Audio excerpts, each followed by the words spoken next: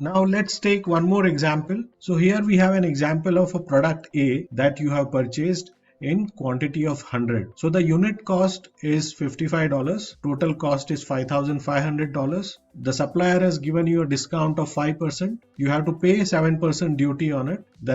For shipping purpose, there are $100 of handling charges on the overall shipment and $200 of shipping charges. So we need to arrive at the landed cost of this purchase. How to do that? So first we will do it in step-by-step manner. Let's calculate the discounted total. So we will calculate it by subtotal multiplied by 100% less the discount.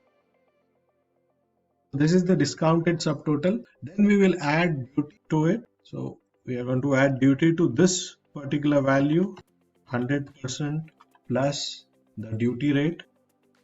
And then we are going to add the handling charges and shipping charges, for which we do not have to do any calculation. So I'm going to add up these three numbers by using AutoSum. So this is the landed cost, total cost for this particular shipment. Let's arrive at this particular number by writing a direct formula in landed total cost cell. First, we are going to compute the discounted total, which is this multiplied by 100% less the discount rate. And we are going to enclose this calculation inside bracket. So we are going to enclose this. If you notice the color coding, even the brackets are color coded, and you will be able to see if you have closed the brackets properly or not. The inside brackets are for the computation of discount, and the outside bracket, this one and this one, is to enclose the discounted total into brackets. Next we will apply duty. So we are going to multiply this by 100% plus the duty rate.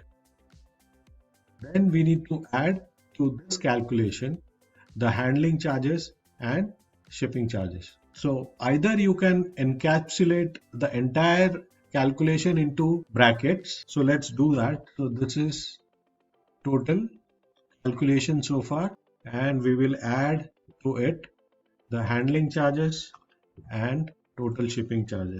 So there you see, we get the same number. That means our formula is correct. Now, the last brackets which we added here, these were not necessary because the addition and subtraction as per the BODMAS rule anyway happens at the end after computing the brackets. That means, let me explain, let me remove this last pair of brackets and enter. The value remains the same. Why? Because Excel is going to compute this calculation separately and this calculation separately. Once these two calculations are computed, the first thing it will do is multiplication and not addition and the two additions. So it will multiply these two and then add the remaining two numbers. That is why we get the same result here. And final bit of calculation is we are going to calculate the unit landed cost by dividing the total landed cost with the quantity. So for purpose of selling, your cost of this particular item is 58.91 cents and not $55. So this is how you write complex formula, and in this particular example we have seen how to compute landed cost.